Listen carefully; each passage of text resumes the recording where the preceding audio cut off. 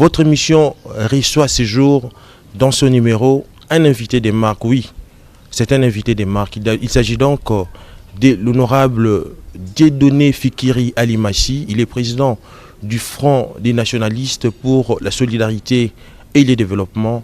Il est en même temps sénateur. Bonsoir, honorable.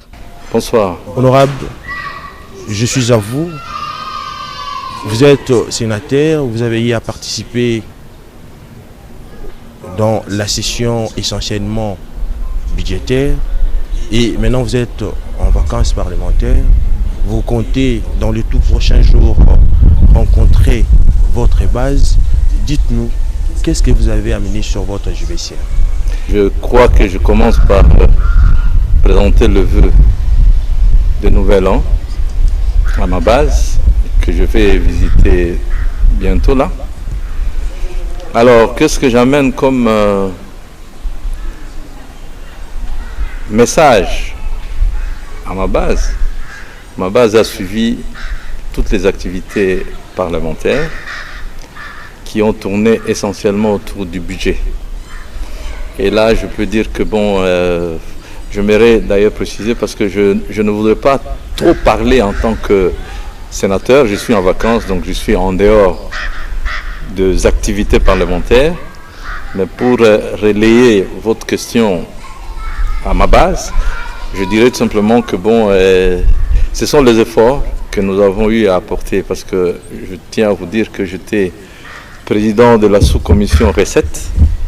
Et vous avez suivi qu'il y avait une commission paritaire.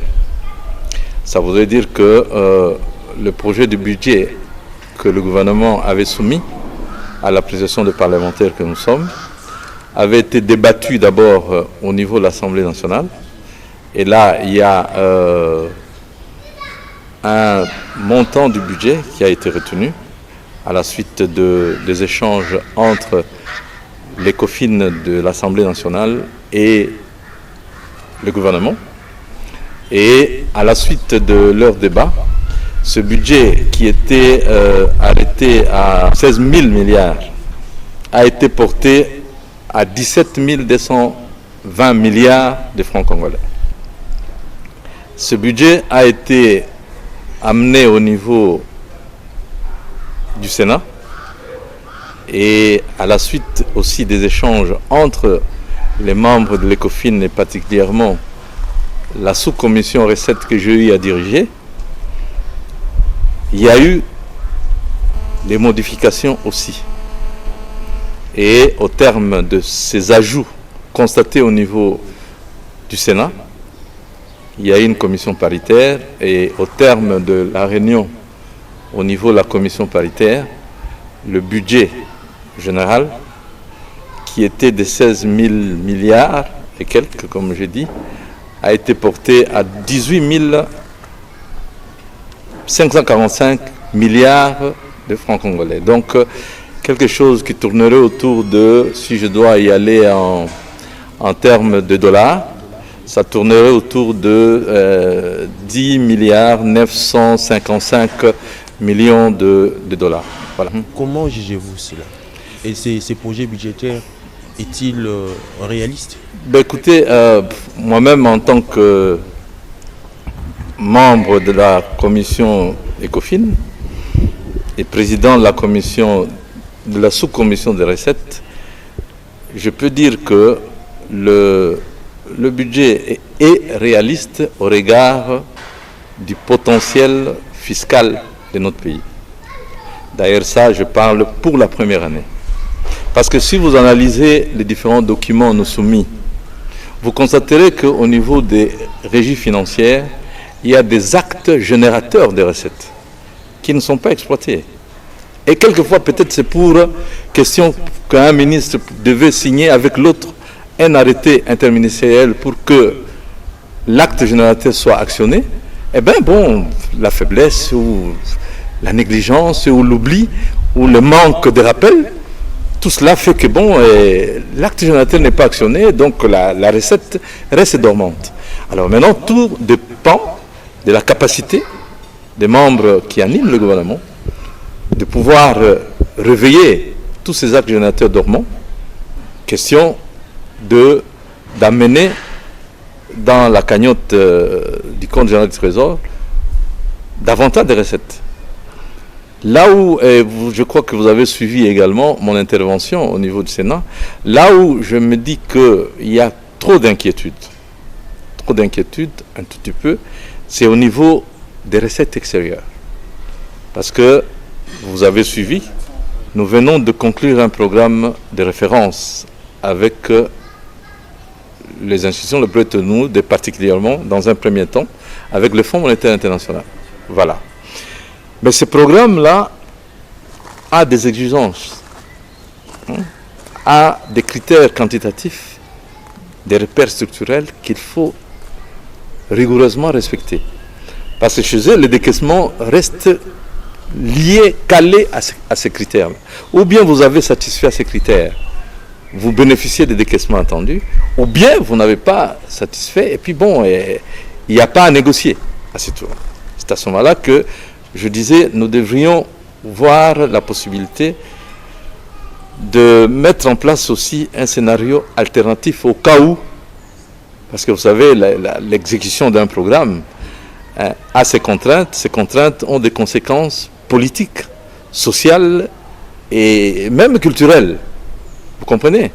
À un moment donné, l'homme politique, si il constate qu'il est trop acculé par des pressions sociales et autres, il peut lâcher. Il peut relâcher. Et là, nous nous trouvons dans une situation de non-respect des critères, avec des conséquences évidemment au niveau de la mobilisation des recettes extérieures. C'est ça l'inquiétude que j'avais. Mais je me dis, en ce qui concerne les recettes internes maintenant, là j'ai été un tout petit peu ou davantage encouragé par les discours du président de la République à la nation. Il a dit qu'il a engagé le pays dans un programme avec le Fonds monétaire international. Et là-dedans, il a dit aussi que le combat pour la réussite de ce programme, pour atteindre la hauteur du montant retenu au budget, on doit absolument accroître les recettes. Donc, or, pour lui, cet accroissement des recettes passe par le combat contre la corruption, c'est-à-dire l'évasion fiscale et la fraude fiscale. Donc, à ce niveau-là, je me dis, si le numéro 1 pense qu'il sera intraitable en ce qui concerne l'évasion fiscale et la fraude fiscale, comme je vous dis, je vous garantis que les recettes peuvent même aller au-delà. D'ailleurs, la preuve, nous avons discuté sur la reddition des comptes 2018. Quand vous analysez, vous constaterez que les recettes internes ont été réalisées au-delà de 100%. Quand vous prenez la régie financière comme la DGI a réalisé 135%. Oui, elle a réalisé, donc d'abord c'est 100% tel qu'assigné, et à cela s'est ajouté les autres 35%, se sont ajoutés les autres 35% donc d'excédent. Donc la régie a fait 135. Là où il y avait des problèmes, c'était au niveau de la DGDA, qui elle a réalisé des recettes, n'a pas atteint les 100%. Elle est restée en dessous de 100%. Elle avait, je crois, quelque chose comme 70-72%. Donc je me dis tout simplement que, et là aussi, c'est à la suite des différentes facilités qu'on donne dans le cadre des codes d'investissement, dans certains arrangements qui se font, et compensation de créances et dettes de l'État et tout ça. Tout cela avait joué, malheureusement. Mais je me dis tout simplement, si on demeure scrupuleux dans les processus de mobilisation des recettes internes, je pense qu'on peut aller même au-delà de ce montant-là. Mais si la sanction également suit, parce que le problème c'est celui-là. On peut combattre la fraude, mais si les fraudeurs ne sont jamais sanctionnés, ils ne seront jamais découragés. Voilà un peu ce que je peux dire sur le réalisme. Alors, de l'autre côté, si la population peut accompagner le gouvernement, parce que, je vous dis, les programmes de référence, c'est de la rigueur. C'est là où je vous dis, tout dépendra maintenant de l'ensemble d'efforts de nous tous. Est-ce que la population sera là? Et je comprends cette population aussi, parce que c'est toujours à elle que nous demandons des gros efforts. C'est ça. Alors, monsieur le sénateur, merci d'étaler cette question avec beaucoup de finesse et de maîtrise, parce que vous avez le temps de scruter le budget de l'État pour l'exercice 2020 au niveau du Sénat, en seconde lecture. Mais il y a une inquiétude quand même. Vous avez parlé que la mobilisation interne se basera plus sur les matières premières. Mais aussi longtemps, dans le marché international, nos matières premières souffrent. Sauf si je parle du cobalt, je parle d'autres que vous connaissez très bien, ça peut percuter à n'importe quel moment. Alors, comment allons-nous prendre le plan B? Ça sera quoi? Parce que vous savez, nous avons aussi affaire à des partenaires capricieux aussi. Comment s'y prendre? Nous parlons du budget 2020, d'accord? Et j'ai évoqué la notion du potentiel fiscal. Ça veut dire quoi? Ça veut dire que dans l'économie, il y a des potentialités. Il suffit tout simplement, je ne parle pas du PIB, parce que là, vous évoquez la notion du produit intérieur brut, justement. C'est ça. Là, il s'agit du potentiel économique. Et je me dis, comme vous le dites, notre pays a un potentiel économique. C'est toutes ces matières premières qui évoluent en dents de scie, suivant que le cours des matières premières augmente, suivant que à l'intérieur aussi, nous savons booster la production.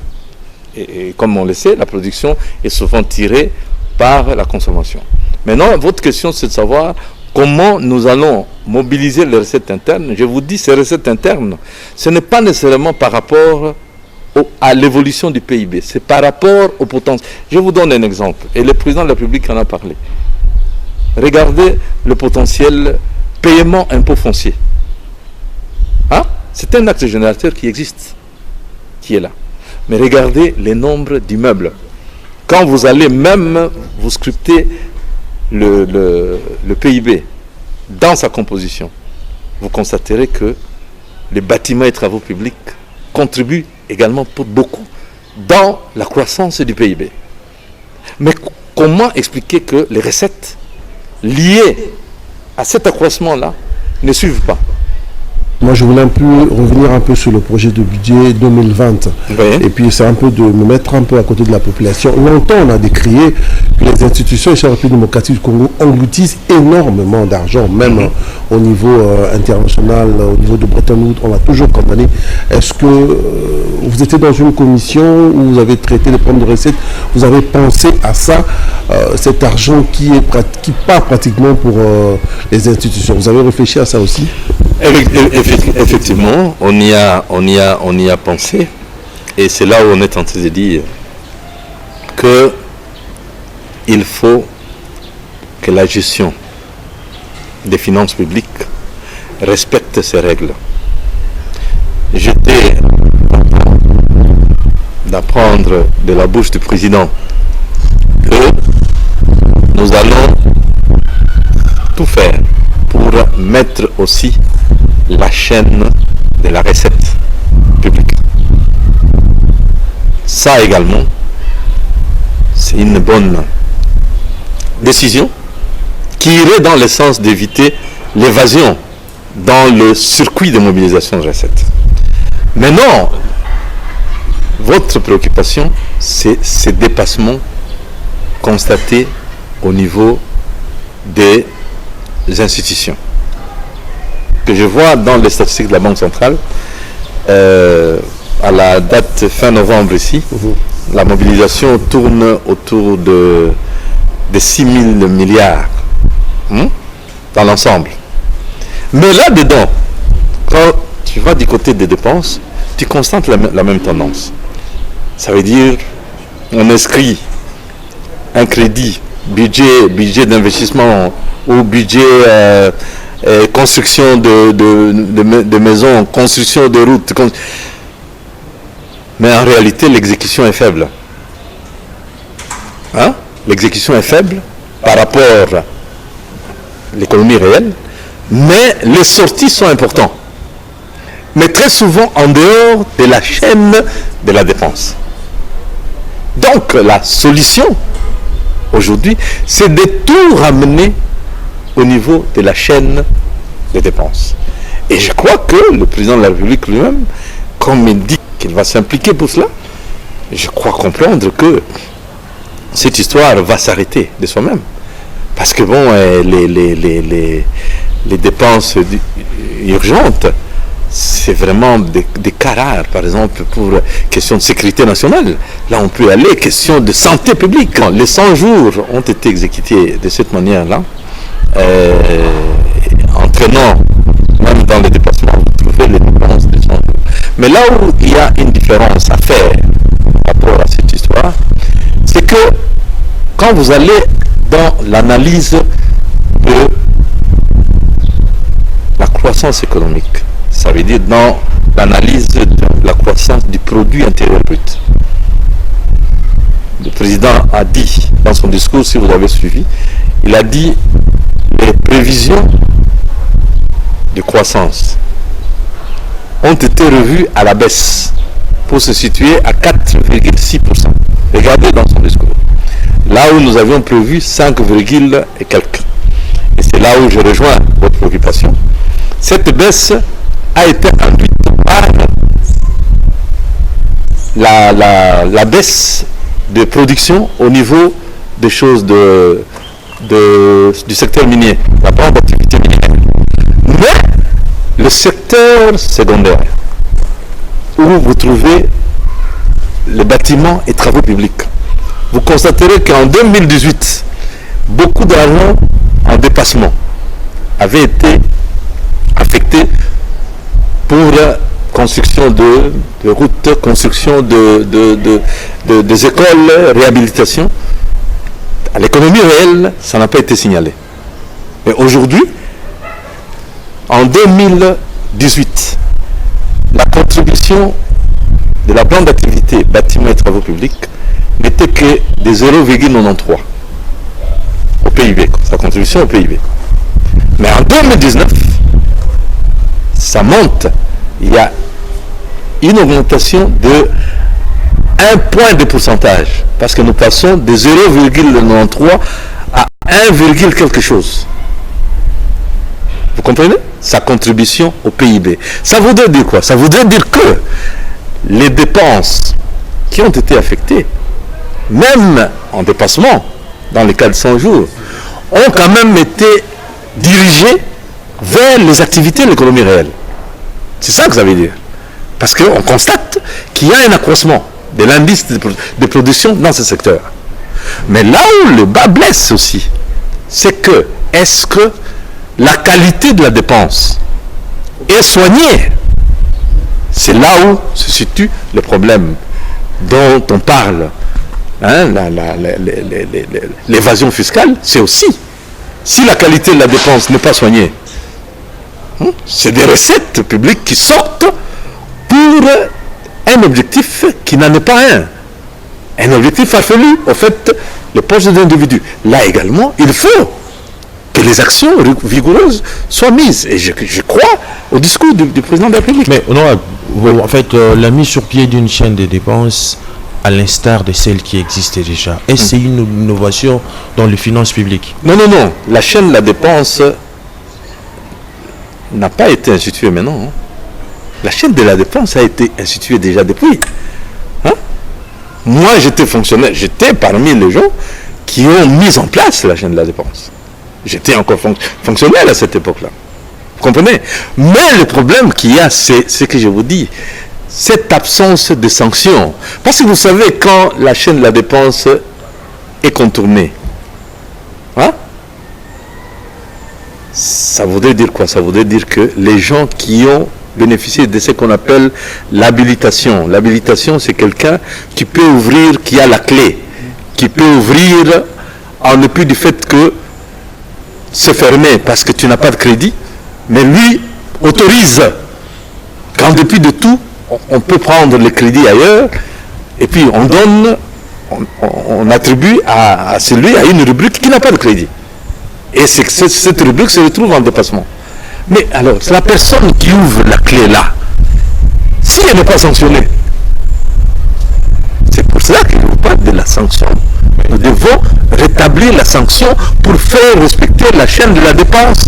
Il faut qu'on se le dise, la vérité. Est-ce que c'est un problème d'animateur ou un problème de système en termes de finances? Mais c'est ce que je dis. Je dis tout simplement que bon, aujourd'hui, vous savez, c'est un problème de leadership. Pour moi, si je dois répondre, je dis, nous devons avoir un leadership capable de sanctionner. En résumé, c'est ça. Honorable, Ouais. On a beaucoup parlé sur les finances publiques, on ne doit pas s'éterniser là-dessus. Comment voyez-vous aujourd'hui le paysage politique congolais, surtout avec la coalition FCC Cash? Je pense que, je l'ai dit lors de mon intervention, l'avenir du pays dépend de la sincérité entre les forces coalisées. À peine une année, la coalition va atteindre une année, le 24 janvier 2020. Mais il y a déjà des projections pour célébrer c'est l'an 1 de l'alternance démocratique en RDC. Vous êtes politique, vous vivez ici à Kinshasa et vous voyez l'évolution politique. Il y a une commission qui a été mise en place pour célébrer l'an 1 de l'alternance pacifique en République démocratique du Congo, dont on a voté un budget de 6 millions de dollars. Alors, vous, à votre avis, pensez-vous, après avoir eu cette alternance, ça valait la peine que ça soit célébré avec l'auteur de ces budgets? Non, moi je donne mon point de vue non catégorique. Je ne vois pas ce que ça peut apporter. Nous pouvons avoir le temps. Améliorons d'abord la situation de notre population. Il y a un moment où, si vraiment c'est nécessaire, quand les choses sont bien mises sur le rail, nous pouvons dire, rappelons-nous d'une date quelconque. On n'est pas obligé de fêter l'an 1 déjà maintenant là. Parce que c'est la date qui importe. La date, nous savons qu'il y a eu passation pacifique de pouvoir à une date donnée. Hein? Le 24 janvier, si j'ai bien compris. Vous comprenez? De l'année 2019. Vous comprenez? Je dis, bon, écoutez, donc à cette date-là, il y a eu... Mais non, réfléchissons. Nous donnons quelle signification à cette date? Vous comprenez? Quand les choses... Voilà. Parce qu'aujourd'hui, nous avons la priorité. Et le président l'a dit dans son discours. Le peuple d'abord. Il l'a dit dans son discours, il l'a rappelé. Donc travaillons d'abord pour... Et nous tous, nous savons que cette date existe. Donc, en tout cas, moi, au niveau de mon parti, la réflexion, c'est celle-là. Que l'identification de la présence de la MONUSCO postule en termes de solutions pour la paix, mais il y a également une nécessité de la vie internationale et nationale pour empêcher ou éradiquer les réseaux criminels transnationaux de la guerre. Mais vous ne voyez pas que l'État d'abord, en tant qu'unité active, est ici interpellé?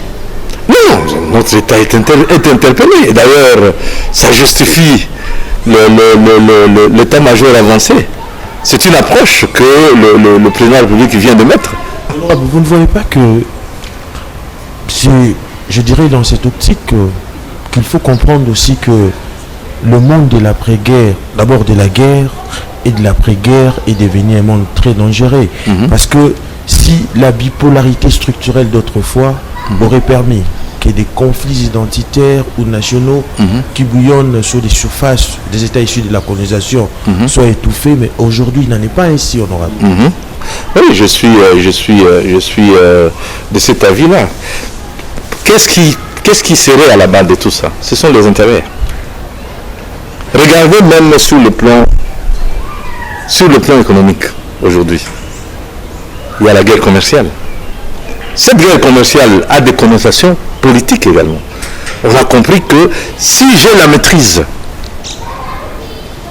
armée dans un secteur donné, par exemple, je sais également imposer mon approche politique. Donc économique, pardon. Donc, les gains économiques peuvent être tirés derrière. Voilà. Et on nous dit, et le président l'a dit dans son discours, il a dit, ce que nous sommes en train de vivre aujourd'hui n'est pas seulement militaire. La crise qu'on connaît à l'Est n'est pas seulement militaire. Cette crise est non seulement militaire, et elle est également économique, elle est également même sanitaire, avec Ebola, il a dit.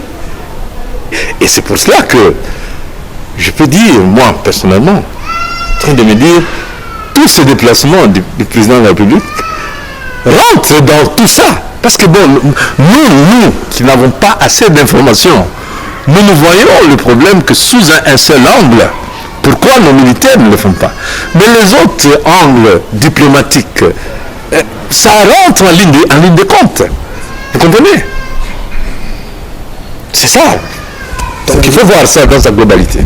Vous êtes président du Front des nationalistes pour la solidarité et le développement FNLCD en cycle. Votre parti politique est de quelle obédience politique? Vous évoluez au FCC ou au CACH? Moi, notre parti politique a toujours évolué en indépendant. Donc, n'appartenant ni au FCC, ni au CACH, ni au Lamouka. Attendez, je continue. Nous essayons de voir quelle tendance peut nous amener au développement.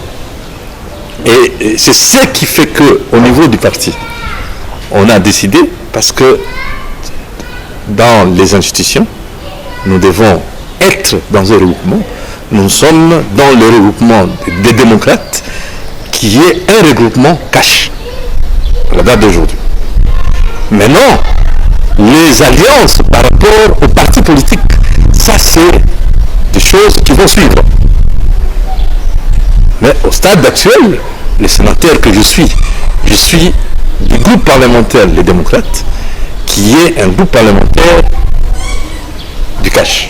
C'est bien de donner toute la précision que la population est en train un peu d'être perdue depuis un certain nombre de temps. Oui. À ce qui vous concerne, monsieur, vous positionner, si vous étiez où. Mais j'ai aussi une question de curiosité à vous soumettre. Selon vous, c'est quoi l'événement qui a marqué l'année 2019 qui s'achève dans quelques jours?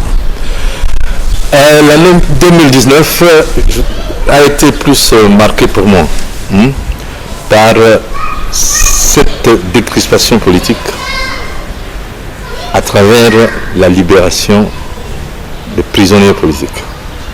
Pour moi, c'est un élément capital, parce que pour qu'on arrive à mettre ce pied sur la voie du développement durable, il faut qu'il y ait la paix. Et avec son corollaire de la fermeture de différentes prisons et cachots qu'on a connus. Dans le secteur économique, j'ai dit c'est l'ambition courageuse du gouvernement de vouloir de situer le budget 2020 là où il doit se situer aujourd'hui, parce que c'est un bon. Vous savez, on dit, c'est à travers le rêve. Quand on rêve quelque chose, on déploie les efforts pour y arriver. La réalisation me fait Jassine, mais j'aimerais étancher ma soif.